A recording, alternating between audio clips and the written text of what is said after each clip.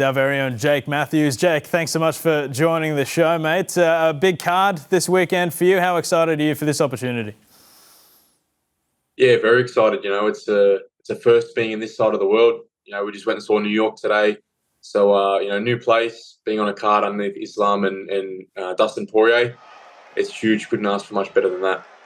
What I want to know is obviously this guy that you're fighting, Philip Rowe, he's very tall. How are you looking to get inside the range, or are you looking to keep on the outside? How are you sort of going to deal with it? Yeah, without giving too much away. Obviously, there's no secret where he's lacked in his fights and in the fights that he's lost or had trouble with. So we're going to try and take advantage of what we know there.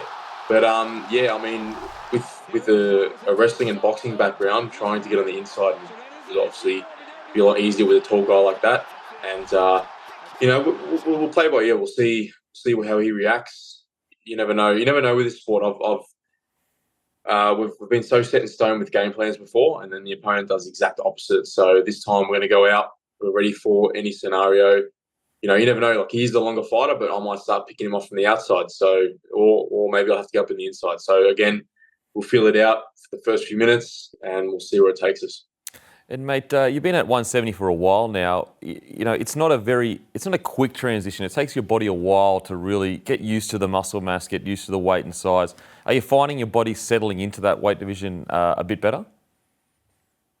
Yeah, I've pretty much felt like I settled in from the get-go because I was cutting a lot of weight to lightweight, and I was so fatigued. The lightweights actually felt stronger in comparison to the welterweights. There wasn't a single lightweight fight where I didn't say these guys are so strong. And when I came to welterweight, I felt like I've never really had an issue with anyone with their strength. But obviously getting into my late 20s, 29, 30 this year.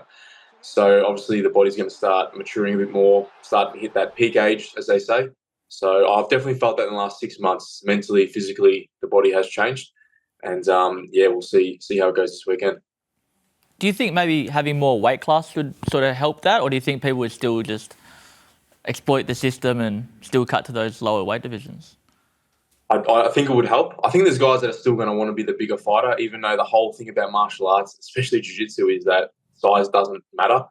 I guess when you get two guys that are very close in technically, the size probably can make a difference. But I think having more weight classes would definitely help. I know that if there was a weight class between lightweight and welterweight, I would probably go there. I definitely feel like I could cut more. My weight cuts are very easy to welterweight, so I could definitely cut more and go to a weight class that was between. Jake, just going back to your career, you performed you mentioned that you were heading into the peak age right now, but you performed so well in the UFC so far. However, every time it seems like you're getting on a bit of a roll, there's a setback. How frustrating has that been for you in trying to generate momentum in what is a talented career for yourself? Yeah, 10 years in the UFC is a pretty decent effort for a kid from the northern suburbs of Melbourne. I was saying to some people this week, I wasn't supposed to be here. I was supposed to be like a Sparky or a plumber. You know what I mean? I was just a kid from Epping, Melbourne.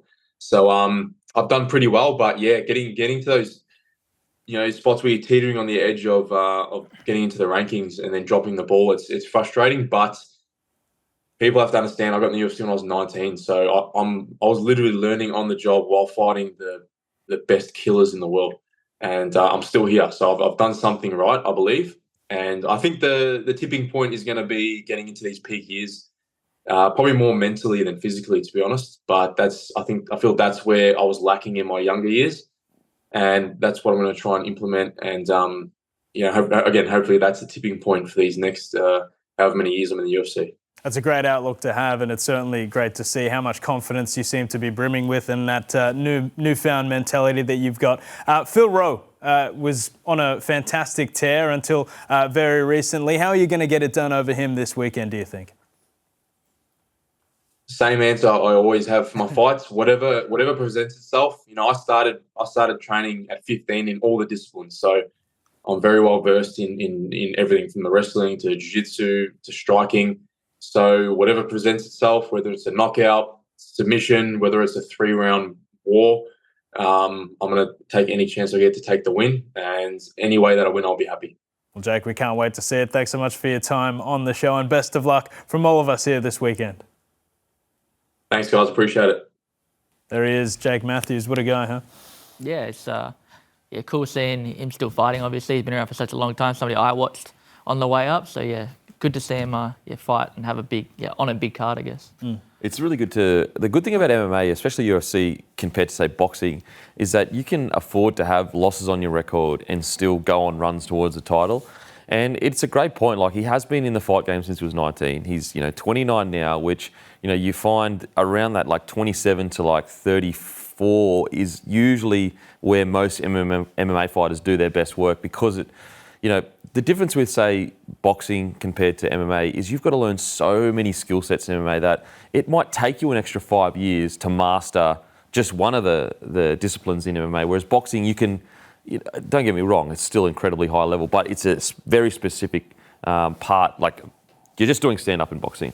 And so with Jake Matthews, like maybe that's what's going to help him in this later part of his career, is that he's had all that experience, 10 years in the game. Look, as I said, we are very easy to write people off. It just takes 2 or 3 wins in the UFC, especially when you've been around for 10 years, to put yourself in contention for a title shot. Well, not the title shot, at least the top 5. Well, that's all we've got time for on Fox Sports. Guys, I've got to thank you so much for coming in today. Really appreciate it. And thank you at home for watching. Don't forget you can order the pay-per-view at mainevent.com.au. See you next time right here on Fight Week.